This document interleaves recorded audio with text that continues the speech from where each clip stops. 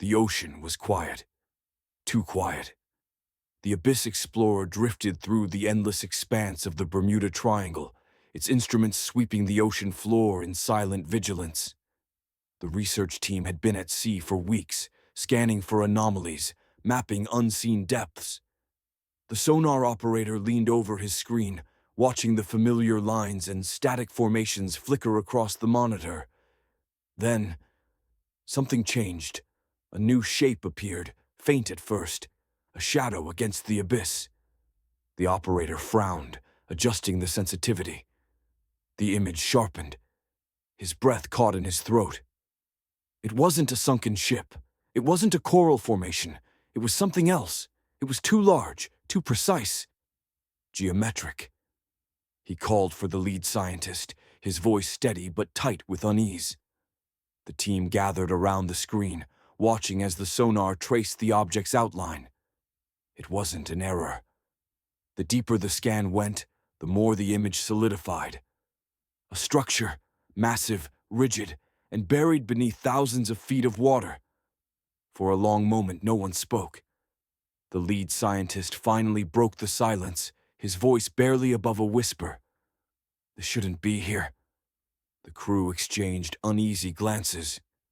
Structures didn't exist at these depths, not natural ones. There were no known settlements, no lost ships, no geological formations that looked like this. But the scan was undeniable. The shape was real. The team recalibrated the sonar, scanning from multiple angles. The data remained consistent. The structure stretched over 100 meters wide, its edges eerily perfect, as though carved with intent. No signs of damage, no decay, just smooth, unnatural precision. Then the readings changed. The object moved. The shift was slight, so small that at first they thought it was interference. But the operator ran the scan again. A few degrees, a tilt. Something deep beneath them had adjusted, responding to their presence. The scientist stiffened. That's not possible. The ocean was supposed to be still at this depth. No current strong enough to shift a rock of that size. No tectonic activity that could explain the sudden change. And yet, the sonar pinged again. Another shift, then another. The lead scientist clenched his jaw. Send the probe down.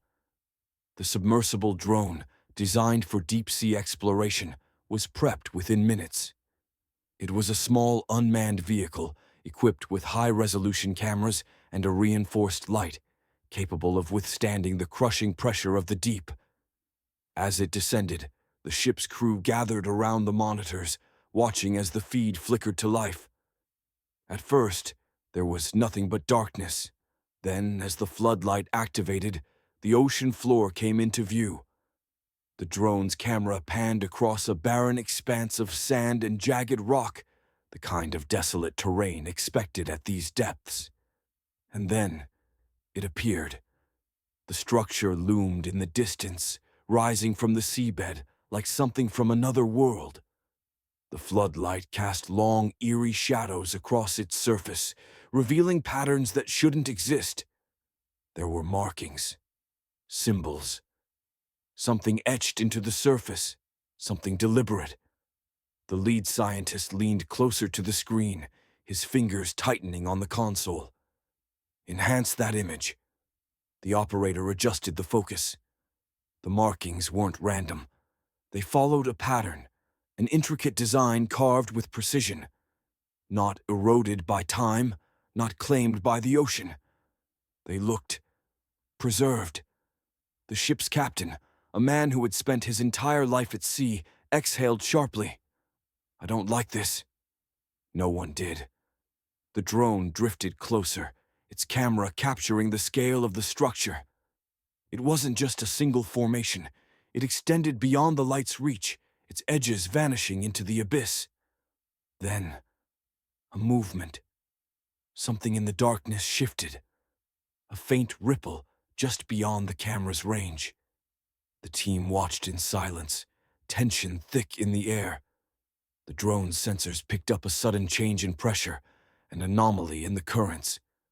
The sonar operator swallowed hard. Something's down there.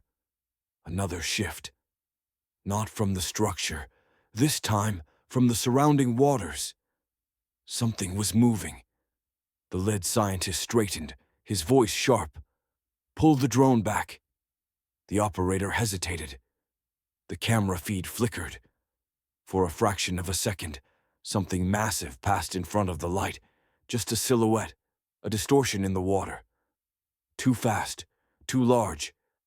And then, the feed cut to static. The screen went dark. The sonar fell silent. The research team stared at the blank monitors, the hum of the ship's engines suddenly deafening. No one spoke. No one moved. The drone was gone. The scientist exhaled, his breath unsteady. We're not alone down here. The research vessel Abyss Explorer floated in uneasy silence. The drone was gone. The sonar had gone dark. The ocean stretched endlessly in all directions, still and impenetrable. But the team wasn't just staring into an empty sea. They were in the Bermuda Triangle, and history had already written this place's fate. For centuries, this stretch of ocean had swallowed ships, planes, entire crews without a trace. The stories dated back to the first explorers who dared to cross these waters, and they had only grown more terrifying with time. In 1918, the USS Cyclops vanished with 309 men aboard. No distress call, no wreckage, just gone. In 1945, Flight 19, 5 U.S. Navy bombers, radioed back to base, their pilots confused, their compasses spinning wildly. They reported strange readings, an eerie glow in the clouds, and then, one by one, they fell silent. Rescue teams were sent immediately. They never returned. Theories emerged, desperate attempts to explain the unexplainable. Some blamed rogue waves, capable of swallowing ships whole in an instant. Others pointed to methane gas eruptions, rising from the ocean floor and disrupting buoyancy, dragging vessels into the abyss before they had time to react. But some weren't convinced. Because for all the rational explanations, there were too many missing pieces, too many disappearances that defied logic. Pilots reported seeing glowing whirlpools spiraling into the depths. Electronic systems failed without warning. Radio transmissions were sometimes found, but the voices on the other end weren't always human. And then there were the clouds. In 2018, NASA satellites picked up something strange, hexagonal cloud formations over the Bermuda Triangle. Meteorologists claimed these clouds could create microbursts, pockets of extreme wind capable of forcing aircraft into the sea. But the problem wasn't just their shape, it was the way they moved, because they weren't drifting. They were shifting, rotating in unnatural geometric patterns, like something below was controlling them. The lead scientist of the Abyss Explorer had studied these reports before. He had dismissed them until now, because what they had just found on the ocean floor, hidden beneath the Bermuda Triangle, wasn't an anomaly. It was a structure, a design, something made with intent. And if the triangle had been swallowing ships for centuries, had they just found out where everything went? He turned back to the sonar operator. Try the signal again. The operator hesitated, then flipped the switch. The sonar pulse sent out its call, bouncing off the ocean floor. It came back distorted, bent, warped, as if something in the deep wasn't just absorbing the sound, it was listening. And then, something answered. A low-frequency vibration, not from their ship, not from their equipment. Something from below. The scientist grabbed the console, his voice barely above a whisper. We're not alone down here. The sonar pulse faded into silence, but the vibration remained. A low, rhythmic hum that pulsed through the water like a heartbeat. The crew of the Abyss Explorer stood frozen, eyes locked on the distorted readings flickering across the screen. The lead scientist exhaled, steadying himself. There was only one way to find out what was really down there. They had to send a team. The Abyss Sentinel, an unmanned deep-sea probe, was designed for extreme depths. Its cameras could pierce the darkness, its sensors could scan for movement, and its reinforced hull could withstand pressures that would crush a human body in an instant. But even with its cutting-edge technology, it wasn't prepared for what waited below. The probe was lowered into the water, vanishing beneath the waves as its tether spooled out behind it. The ship's crew gathered around the monitor, watching the live feed as the probe descended through the deep. The first few hundred meters were uneventful, just endless blue fading into black. Then, at 2,000 meters, the water grew thick with sediment, swirling in slow-motion currents, reducing visibility to mere meters. At 3,500 meters, something changed. The water wasn't just dark anymore. It was empty, devoid of life. No fish, no deep-sea creatures, nothing. Just an abyss that seemed to stretch forever. The scientist whispered, "There should be something down here." At 4,200 meters, the first structures appeared. The probe's floodlights flickered over towering formations that jutted from the ocean floor, massive, angular, unnatural. The camera panned slowly, revealing intricate carvings along the surface. Symbols. Some looked like ancient inscriptions, worn with time but unmistakably deliberate. Others were sharper, more precise, as if they had been carved recently. The lead scientist's pulse quickened. Enhance that image. The screen sharpened. The symbols weren't just decorative.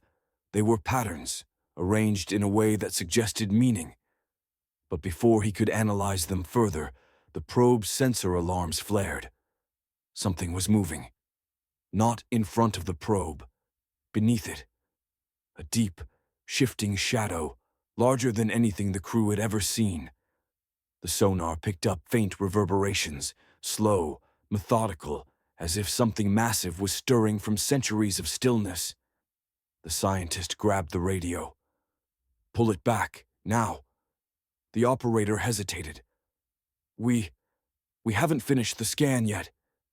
"Now!" The tether began reeling the probe back up, the cameras still rolling, scanning the impossible structure. The crew watched in stunned silence. Whatever this was, it was not natural. And then, the screen glitched. For a split second, the camera feed flickered to static. And when the image returned, something had moved. The structure was no longer still. A section of its wall had shifted. Opened, like a door. Something inside had sensed the probe's presence, and it was waking up. The scientist's breath hitched. "Get that probe out of there, right now." The tether strained as the sentinel was pulled toward the surface. But then the sonar picked up a new reading. Something was following it. The last image the camera captured, just before the feed cut to static, was a massive, shifting silhouette rising from the darkness. Something alive, something watching. Then, silence. The probe was gone, and the research team was completely alone. The ship's deck was silent. No one spoke. The research team stared at the blank monitors where, just moments ago, they had been watching something beyond human comprehension. The probe was gone. Vanished. But the sonar, it was still picking up something. A presence. A slow, rhythmic pulse beneath them, deep in the ocean's black abyss. It wasn't interference. It wasn't an error. It was deliberate. And it meant only one thing. They weren't alone down there. The lead scientist turned back to the console, his mind racing. What had they just witnessed? A ruin, a machine, a living entity. No one had answers. But they had theories, and none of them were comforting. First theory: the lost civilization. For centuries, explorers have searched for Atlantis, the legendary lost city swallowed by the sea. Ancient texts spoke of a great civilization with technology beyond its time, an empire that thrived before mysteriously vanishing beneath the waves. Some believed it was a myth. Others whispered that it had never been lost, only hidden. Could the Bermuda Triangle be Atlantis's graveyard? Could this structure be all that remained of its people? The scientists studied the images they managed to recover before the feed was lost. The symbols, they resembled Minoan inscriptions, a script thousands of years old, yet untouched by time. If this was Atlantis, then it hadn't been destroyed. It had been waiting. But if an ancient city had survived for so long, the question wasn't just where it had gone. The question was, who or what still lived there? Second theory: a machine, waiting to be activated. Not everyone believed the structure was man-made. Some thought it wasn't a ruin, it was a machine. The seamless angles, the perfect symmetry, the way its walls moved on their own. It didn't resemble a crumbling city. It resembled something still active, still functioning. If it was mechanical, then who built it? A forgotten civilization, or something else? The sonar logs showed strange electromagnetic readings in the area, interference that didn't match any known natural phenomenon. A signal, a transmission. Something was trying to communicate. But was it sending a message, or waiting for one to be received? The scientists' hands tightened around the edge of the console. What if they had triggered something? And if the machine had been sleeping beneath the Bermuda Triangle for thousands of years, what had they just woken up? Third theory: the creature beneath the triangle. The sonar operator shifted uneasily. He wasn't convinced this was a lost city. He wasn't convinced it was a machine either. Because if the last image from the probe was real, then this wasn't a structure at all. It was something alive. The 1997 bloop recording, a mysterious underwater sound detected by deep-sea sensors, had never been explained. It wasn't seismic activity. It wasn't geological movement. It was a noise so large, so powerful, that whatever made it had to be bigger than a blue whale. What if it hadn't been a sound at all? What if it had been a heartbeat? The operator replayed the sonar scans, staring at the rhythmic pulse echoing from the deep. Not random, not chaotic, but steady, like breathing. The team exchanged glances, their minds grasping at explanations that refused to make sense. What if the Bermuda Triangle wasn't dangerous because of magnetic fields, or methane eruptions, or even lost cities? What if, for centuries, ships and planes hadn't been disappearing into the ocean? What if they had been taken? And now, something below was stirring, something aware. The scientist exhaled, his voice barely above a whisper. "We need to leave." But it was already too late, because the pulse beneath them was getting stronger. Something was rising. The research team stood frozen. The sonar still pulsed, but the readings were becoming erratic. The rhythmic hum that had been echoing beneath them was no longer steady. It was increasing, growing stronger. The scientist grabbed the console, scanning for interference. The ship's instruments flickered, their readings corrupted by an unknown force. The low hum beneath them had turned into a resonance, vibrating through the hull of the Abyss Explorer, sending ripples across the dark waves. This wasn't a signal. This was a warning. The captain's voice cut through the tension. "We're pulling out! Now!" The crew scrambled into action. The engines roared to life, churning the water as the ship began to turn away from the coordinates where the probe had vanished. The captain's hands were tight on the controls, his jaw set. He had been at sea long enough to feel when something was wrong, and everything about this moment felt wrong. The sonar operator hesitated. He didn't want to keep looking, but he couldn't help himself. One last scan, one last reading before they left this place forever. The screen blinked. The ocean floor was no longer still. The shape that had appeared beneath them, the structure, the machine, the thing buried in the abyss. It was rising. The pulse grew deafening, rattling every loose bolt and plate on the ship. The scientist staggered back, his stomach twisting in a feeling he couldn't describe. It wasn't pressure. It wasn't fear. It was something worse. The kind of feeling that told a person to run, but also told them it wouldn't matter. The sonar pinged again. A massive distortion filled the screen. And then, the ship's power cut out. The world plunged into total darkness. For several long, suffocating seconds, there was nothing but the sound of their own breathing. The ship rocked, the deep rumble beneath them reverberating through the hull. Someone whispered a prayer. Someone else whispered something that sounded like a name. Then, a single flash of emergency power. And for one final moment, the screen came back online. The sonar showed one last reading. A shape. Enormous, no longer buried, no longer waiting. It was here.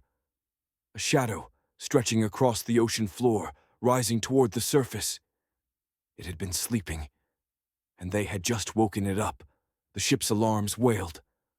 The captain shoved the throttle forward. The Abyss Explorer lurched into motion, tearing away from the coordinates as fast as it could go. The scientist stared at the screen, his mind racing, struggling to comprehend what he had just seen. The truth was unbearable. The Bermuda Triangle wasn't a trap. It wasn't an accident. It wasn't just another mystery of the sea.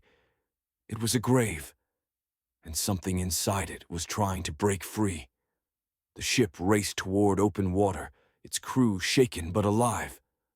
The captain didn't stop until they were miles from the site, until the readings faded, until the ocean was quiet again.